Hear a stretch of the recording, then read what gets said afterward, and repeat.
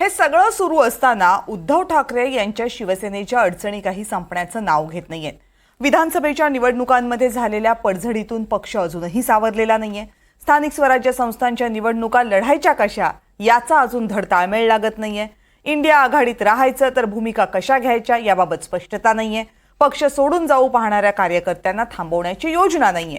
आता या सगळ्या परिस्थितीमध्ये पक्षाच्या नेत्यांनी सुद्धा पक्ष नेतृत्वाला घरचा आहेर द्यायला सुरुवात केली आहे। शिवसेनेची आता काँग्रेस झाली। शिवसेनेत काम न करणारे पदावर आणि काम न करणाऱ्या पदाधिकाऱ्यांना हटवण्याची नेत्यांमध्ये हिंमत नाही।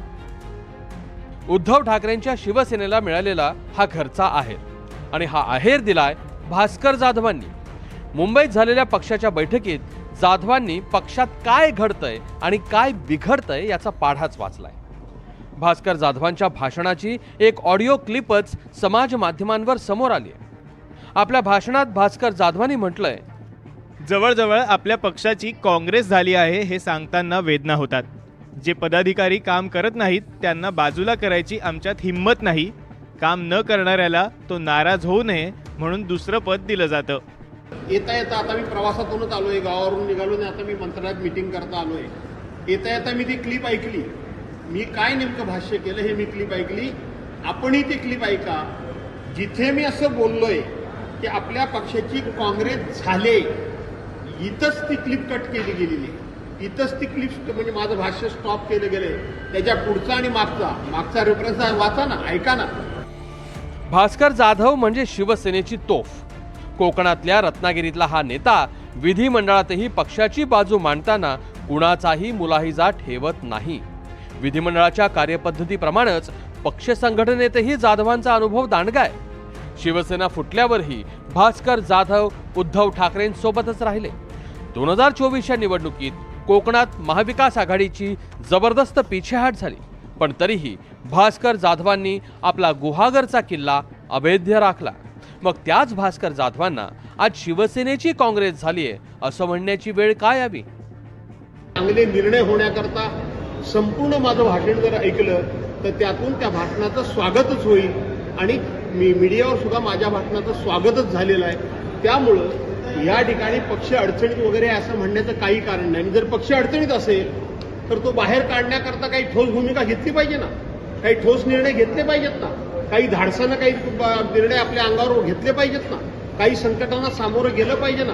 ही माझी भूमिका आहे। नाही, असं आहे की विधानसभा निवडणुकीत कोकणात विशेषतः जो काही मोठा पराभव झाला आहे, कोकण हा खरं म्हणजे एकेकाळी स्कोरिंग सब्जेक्ट होता आणि तिथे एवढ्या मोठ्या प्रमाणात पराभव झाला। त्यानंतर जे एक पक्षात पराभवानंतर जी यादवी होते तीच घडताना दिसते। राजन साळवी यांनी मध्यंतरी तिथल्याच खासदारांच्या विरुद्ध तक्रारी केल्या आणि पक्षाचे पदाधिकारी आणि आमदार म्हणजे विधिमंडळ पक्ष आणि पक्ष संघटना याच्यात कुठेतरी अंतर निर्माण झालंय असा त्याचा अर्थ त्याच्यातून स्पष्ट होतोय।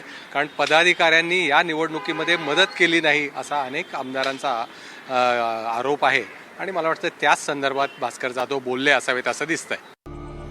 विधानसभेच्या निकालानंतर उद्धव ठाकरेंच्या पक्षात काहीसं नैराश्य अस्वस्थता असणं स्वाभाविक आहे, पण पक्ष सावरायचा असेल तर कार्यकर्त्यांमध्ये नवा जोश भरणं, नव्या कार्यकर्त्यांची फळी उभारणं हे गरजेचं आहे। पण त्यासाठी पक्ष ठोस कार्यक्रम देत नसेल तर मग भास्कर जाधवांसारख्या नेत्याकडून येणाऱ्या या वक्तव्यांचं खंडन संजय राऊतांसारख्या नेत्यालाही करता येत नाही। भास्कर जाधव काय बोलले ते तुमच्याकडनं मला समजतंय, त्यांच्याशी मी चर्चा करेन। आमचे सहकारी आहेत, ते अनेक वर्ष ते राजकारणात आहेत, शिवसेनेमध्ये आहेत, त्यांचा राजकारणाचा अनुभव दांडगा आहे। आम्ही नक्की त्यांच्याशी चर्चा करू। पण पक्ष संघर्षाच्या आणि कठीण काळातून जात असताना आमच्यासारख्या नेत्यांची जबाबदारी आहे की अत्यंत जबाबदारीने आणि संयमानं काम केलं पाहिजे। प्रत्येक गोष्ट प्रत्येकाला पटतेच असं नाही। शिवसेना प्रमुखांनी घेतलेल्या भूमिकांवरती सुद्धा मतभेद झालेले आहेत, हे लक्षात घेतलं पाहिजे।